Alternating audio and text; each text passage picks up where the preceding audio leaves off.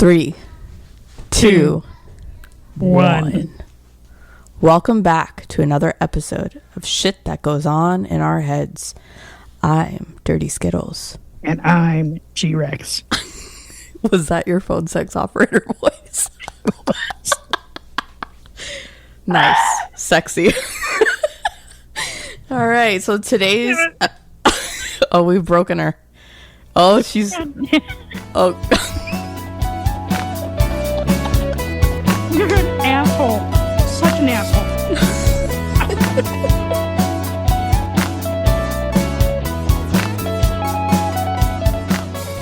All right, today's episode, we are going to chat a little bit about stress at work, losing ourselves in that stress, and losing ourselves in relationships.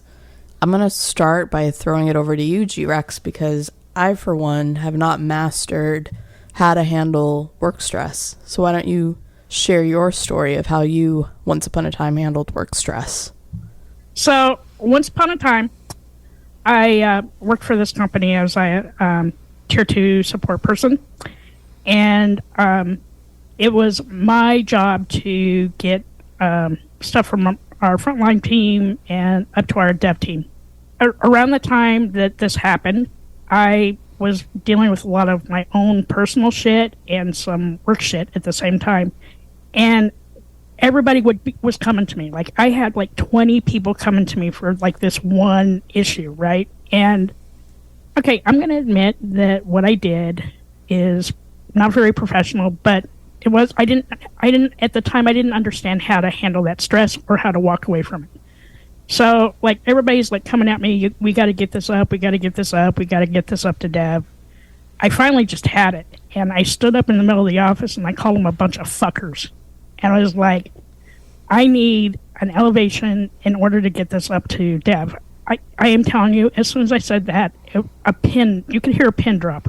I would imagine. My coworker, who was sitting right next to me, I looked over and it was like deer in the headlights, because they never thought that I would do that, right? Because I have a pretty long fuse, but when I have a lot of stressors coming at me, at the time I didn't know how to make that stop, right? Like, hindsight is 2020. Go forward about 10 years, and now I know that in order to stop that kind of stress, I just need to get up and walk away. And that's like a really good tip for anybody out there. Is if you have a really stressful job and you have people coming at you like 24/7, and you're like stuck in your own headspace, get up and walk away. The same goes for sending off an angry email, or sending off an angry text, or getting in a team chat. Like, stop yourself before you do something that you're going to regret. Because of this, I ended up hurting a lot of people's feelings. And I went on the apology tour for probably a year. People were really, really pissed off. And I can understand, because now I put myself in their shoes. And you know what? Nobody wants to be called a fucker at work, especially in the middle of the office.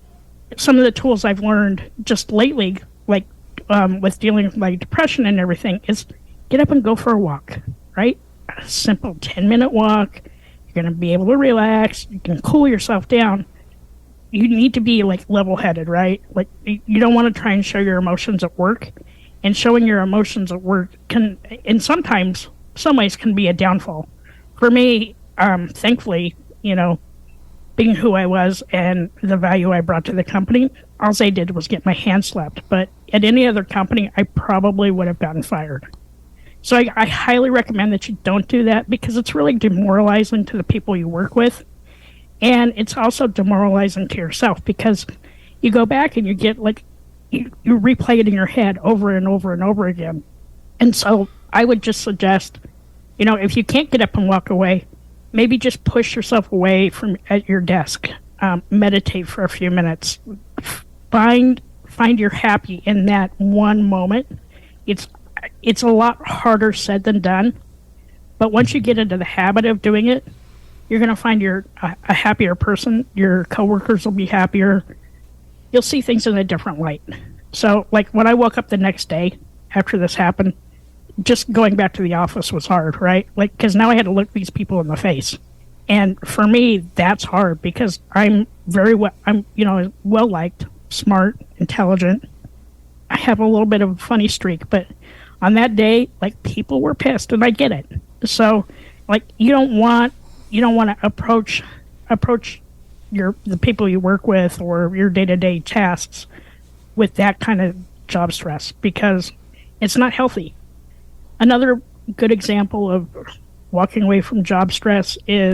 Wait. Before you get into another story, can I ask questions about the one that you just shared? Yes. So this kind of reminded me, like you said, that you made a mistake. You stood up. Your temper got the best of you. You said something you regretted later in the heat of the moment. And other people, their feelings actually got hurt. And it reminded me of, like, I think there's like a saying, and I apologize now because I'm horrible at sayings, but there's something about, like, everybody has a story, or like everyone is going through something. So I can imagine, like, if you holiday depression person was sitting at the desk and this other person stood up and said something in the heat of the moment, I can imagine how that could be taken, right? Like, everybody has a story. So you have to be a little gentle, a little bit more tender with everyone. Besides the obvious that it's just wrong to call people fuckers. Unless they're paying for it. So, right. But yeah, I can imagine how that could have been a little difficult for other people. But I know you, and I can imagine it was probably difficult for you to sit with it after, because your intention, I'm sure, was not to hurt people's feelings. It was just a lot coming at you at once. And I can imagine being in that role, you're trying to, like, corral a bunch of cats to just sort of focus on one escalation. So that can be pretty challenging, I would imagine. Yeah, it is like herding cats. But, at the same time, like, I should have had my emotions in check, because, like you said, you don't know what somebody else is going through. We just need to be kind, right? I don't care how stressed out you are. Just be a nice person. If you can't be nice, then just don't say anything. Like my mom used to say to me, if you don't have anything nice to say, don't say anything at all. Yeah, it's the golden rule.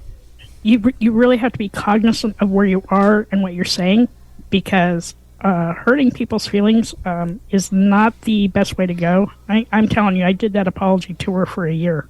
I still hear about that story today. Yeah, so what can I ask? Like, did you just stand up and say fuckers, or like was there more to it than that? So I stood up, all 5 foot of me. I was surprised that they could see me over the cubicles, right? I just stood up and I was like, if one of you fuckers can get me an escalation, I can get this to Dev. I've never heard it so quiet in that office. Like, a pin could have dropped. Yeah. But then after it happened, and after it got up to Dev, like, people came over to me and asked me if I was okay, because they'd never seen me that way, right? It was so out of character. Completely out of character for me. I have the, like, longest fuse ever. Yeah. And it just hit me. Wow. All right. So sorry to interrupt. I know you had another story that you wanted to use as an example. So another example is when I was 17 years old, working at McDonald's. My manager at the time was probably about 2-3 years older than I was. Not much older. But, man, he was a dick. Like, a total dick. Would you say he was a fucker? He is a fucker. He was a fucker. Anyways, I was standing at the counter and I was talking to my friends and, serving their food and everything. And he came over and stood right by me. And he's like, if there's time to lean, there's time to clean. I'm like, motherfucker, I'm like serving food. And I didn't even think about what I was saying at the time, because I did call him a motherfucker, all 17 years old of me in the front of the counter, like, talking to these people. And I didn't get fired. I was asked to go home for a couple of days, and think about what I said. Even in that instance, if he'd been a little bit cognizant of what was going on around, if he'd noticed that maybe I was, helping a customer out, or, shooting the shit. Like, the restaurant was clean, but, like, people need to be, like, cognizant of what's going on around you also. Not just what's happening in your own little world, but what's happening on the outside of that, right? So, you're really, really stressed out. Just take a few minutes to, like, get a feel for what's going on outside of you. Because while you're all stressed out stressed out in your head, there might be something else happening out on the floor or out in the world, or somebody got a text that you know nothing about. And just you opening your mouth and being a dickhead and screaming at people, it doesn't help. Yeah, this topic for sure is one of the hardest ones for me because I struggle with this. Like, I struggle so hard to manage stress at work. I don't have the tools yet, I don't think. I know, right? You're working, you're having like a really tough day. You can feel, like, I could literally feel my blood pressure rising, right? Like, I'm sitting at my desk, I could feel it happening. But to just stop what I'm doing, get up and walk away, I feel is like, I just don't have the time. Like, that's usually what I hear in my head. Like, I don't have the time to get up and walk away. Like, I'm like, I have to tackle this now. I have to get through it now. Everything is like so immediate. Like, it just has to happen. And I don't think that that's healthy, because kind of similar to what Crazy 8 said is, if you don't take care of yourself first, then you're probably doing more harm than you are doing good. And that's something that I'm struggling with so hard, to just balance that stress and not let it consume me, or not try to think that I have to fight it then and there and kind of tackle it. I can't imagine just like getting up and walking away, which I'm saying is not healthy, right? Like, I need to be able to develop those tools a little bit better. A tool that you can use, and I've actually employed this a couple of times over the last month or so. If you find that you're getting really stressed out about something, we all live on our phones. Find a funny text, put on some music. Even if it's for 2 minutes, that 2 minutes distracts your brain enough to go back and tackle what you need to tackle. Another tool that I was taught was count backwards from 100 by sevens, because what that does is that turns off the right side of your brain and lets your left side of your brain focus on what you need to do. It's harder said than done, but it helps. Yeah, I gotta try that. I need to write that down and put it on a Post-it on my monitor, because I feel like that would probably shake me out of it. Just like you said, focusing on what number comes next would shake me up. It's funny too, because there was a really stressful day not too long ago, and I was in it. I was super heated, super passionate, and all of a sudden a text message came up on my phone from an ex-coworker of ours, out of the blue. And it was like, this person in our team used to just, he was so happy, so joyful, that like when I got his message, it immediately like was like, oh, like it was a breath of fresh air. It was something to shake me out of that negative mindset, and it made me happy. So I think there's something there to what you're saying, like having that, an actual, physical tool that you can look at that can shake you out of the stress. So I need to put these in my everyday life for sure. Another thing that you can do is, like, if you have a song that like really makes you happy, have that at the top of your playlist or whatever. Like 3-4 minutes into it, you listen to it, you come back and you get done what you need to get done. At least you get out of your head for that little bit of time, because what we do for a living, snapping at people, is not the best way to get shit done. We can't ever. Do you have like a go-to song? Or an artist? A couple. So I like Happy by Pharrell, and then I have another one. I was gonna say, my husband would agree, just blast like Harry Styles, but I don't know if that relieves my stress. It sort of distracts me, I think, more than anything else. Anything by Jess Glynn. I like her a lot too. Taylor Swift. Like, there's a couple of Taylor Swift songs I listen to. Nice. Anti-Hero. It just gets me out of my head, right? I'm like, okay, I need 2 minutes. What can I do?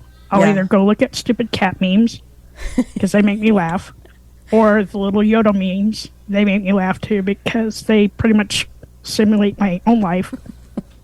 But then that way I can go back and have that conversation, right? I still have to be professional in what I'm doing and my approach to everything, even though I only have 8 working days left now. Yeah. But, you know, and as I carry this into my life, I need to do the same thing. And it's also how I approach when I speak to my wife, right? Or to anybody else. When I'm stressed out, I need to remember the tools that I have, because walking away from an argument is usually not the best way to handle things. Yeah, I think that's like the perfect segue into talking about losing ourselves in relationships, because even though we're working with colleagues, it's still, you still have these relationships that you've developed with everybody you're working with, other teams. So yeah, getting stressed, having disagreements, like there's a healthy way to approach those. I, for one, probably will not come as a surprise that since I can't really manage stress in my work life, I tend to completely lose myself in my personal relationships, which I'm laughing. It sounds like I have a really big problem I need to tackle with my therapist. But yeah, like I'm all in. That's sort of my personality. I'm either 100% in or I want nothing to do with it. Like I can't really I don't have a balance yet. And so my personal relationships, I mean, some of my worst breakups took quite some time to sort of not necessarily get over, but to heal from them. Because what I found at least in my 20s, was that I lose myself very quickly in a relationship. My goal is always to be like the best whatever, right? Like, so I'll be the best girlfriend, and all of a sudden I'm totally interested in what you're interested in, or I want to do all the things that you want to do. And I forget when those things don't work out, you sort of lose who you were and what's important to you. And I think even though it's kind of weird, and I guess I never really thought of the two going together, work is the same. If you forget who you are and you become, what this organization wants you to be, then when that's no longer there, who are you? Right. You have to remember who you are. You have to have your own hobbies, your own goals, your own vision, never lose track of you. And that's something that, at least in personal relationships, I can say I've honestly learned, because one of my last breakups, it was horrible. I was like, who am I? I don't even know what I like anymore. And one of the best sort of tricks to kind of helped me figure out who I was again was I was talking to a therapist, and she had mentioned, well, throughout your day, anytime something makes you happy or you feel happy, take a picture of wherever you are in that exact moment. Like, what did you see or what triggered you to make you feel that way? And so I did that. I think it honestly took about 2 weeks. And then we reviewed the photo album, and like, it was like almost like you were reborn again. Like, I remembered, I love the way, like, I know this is going to sound probably lame, but it was like, I love my first cup of coffee, and I had a picture of coffee. I had a picture of all these bright colors because there was a truck in Florida that the paint cans just, they didn't really tie it down well. And so the paint cans fell off the back of the truck on the highway, and there was just these splashes of bright colors all over the highway. And I thought it was absolutely gorgeous, and it made me so happy just to see bright colors. And so like this photo album became really gorgeous and beautiful. And I remembered these are the things that I like as a person, as an individual. And it helped me rebuild who I was. And so I was prepared, because the next relationship I got into, I never lost myself. I was like, I'm a good person, and you can either be a part of my journey or not. But I'll never forget who I am, and I'm not going to change for anybody else. And I think that that's pretty important. That reminds me of something that my therapist said to me too about, losing your identity, right? So in about 8 days, how I identify myself now changes. And so I'm going to take your tips about taking pictures of things that make me happy. You got to do it. And change my identity, but not like, how do I explain it? Not to be somebody completely different. You're just relearning who you are. That I am relearning. But I'm also like kind of coming out into like a new phase of my life, right? Mm-hmm. So I've been kind of like, like a butterfly, right? So as a caterpillar, then I'm still kind of in the goo. In a couple weeks, I'm going to like sprout out into this beautiful butterfly and have this new identity and new day-to-day, and that's been kind of scary for me. So that's really been like replaying in my head over the last couple of weeks, because now we're kind of getting down into the wire. losing myself, like, in my wife, right? But we've been together for a really long time now. It'll be 28 years at the end of this week. And we've learned, right? We've learned what each of us likes to do, what each of us don't like to do, and we compromise. So to me, like, everything is a compromise. Sometimes in work, you can't make a compromise. You just have to go with plan A or plan B or none of the plans and just format a new one. And stand up and say, fuckers. No, I'm just kidding. Do not stand up and call people fuckers. Okay, even on your last day. Just don't do it. You know, I'm just learning. It's like baby steps, right? So, like, 411. Okay, so what's my new normal? What's my new identity? How do I find me? So I'm excited about that part. How exciting. I would imagine, dude, that I'm excited for you. Because I think you're really going to find things that bring you so much joy. And I don't know. I'm excited for you. I'm hoping so. I've already started writing my book, right? So wait, I didn't know you were writing a book. Oh, you didn't know I was writing a book? What is your book about? So I started the book from October of last year when the depression started, like, happening. And then I'm going to take it through July of this year. And so it's like where I was when it got really bad, and then how I came back out on the other side of this, like a new person, a new perspective, a new level of life, right? And every day I write, a page or two. I've already got like 3 chapters done. Nice. And so that's something I want to put my focus on. I really want to focus on my wife and do some traveling and things like that. But I can see how you can get lost, how you can lose yourself in your relationship, in your work, even if you're volunteering, right? You're always like, you want to fit in, but at the same time, you need to keep your own identity because you yourself, both of us, we're unique individuals, right? But we have so much to offer those that are around us that we need to make sure that we're encompassing everything, all that into that relationship. Yeah. And I can tell you, for somebody who's worked, 40 plus years of their life, I can, unfortunately, sometimes my wife did pay for shit that went on at work. It took me a really long time to learn how to leave that shit at the door and not take it home.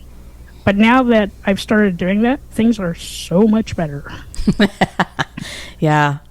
Yeah, that's the one part I'm pretty good at is I don't ever want to talk about work outside of work because it consumes so much of my day that when it's done and I close that door or I shut the laptop down, I want to be done.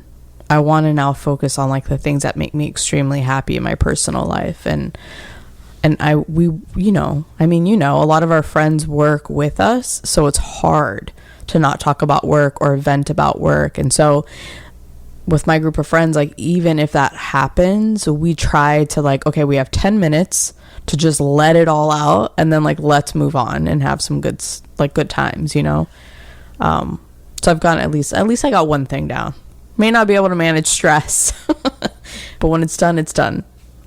I think that like once you start going back to the gym though, you're gonna have an outlet for that stress and be able to approach things a little differently at work and have different tools, right? Like you get a bad email or something, my suggestion for that is wait 10 minutes before you ever reply back to it, right? If it's something that is like really deep and really bothering you, write a draft, but don't send it. Same thing goes for standing up in the middle of the office and calling people a bunch of fuckers. Think about what you need to get across and what's the best way to do that. Because letting people see your emotions, it can have a detrimental effect. For me, it didn't. I stewed on it for about 2 weeks because I know in my heart that I hurt people. And truly wasn't my intention. At the time, I didn't have the tools I needed to understand how to manage that stress.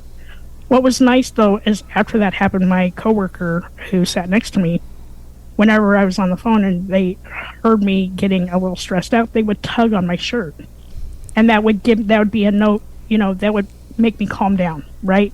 Because sometimes we don't know what our tells are. We don't know how to stop it in that moment. And that's part of the problem of like working remote. We don't have that person in here in the office with you to help you manage that. So now you need to learn how to like self-manage.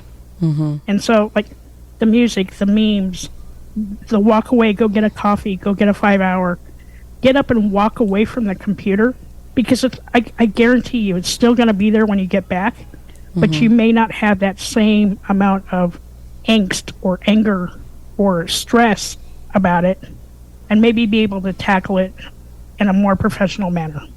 Yeah. I'm going to take a lot of your tips, to be quite honest. I think this was very helpful for me. So like, just to sort of summarize it up, we've got like, you can walk away, put on your favorite jam. You can, if you feel like you're losing yourself in your work or in your relationships, start taking photos of things that make you happy. What else? What else am I missing? Work out. Leave that shit at the door. Don't take it home with you. Yeah, do leave it at the door. Don't take it home with you. Like, it does nobody any good. Nobody. And don't stand up and call people fuckers. It's okay to be not okay. Just make sure you're talking to someone. Just don't ever do it. Ever. Don't even do it in a restaurant, okay? Don't do it in a restaurant. Don't do it at Disney World. Don't do it in the middle of, Florida Turnpike.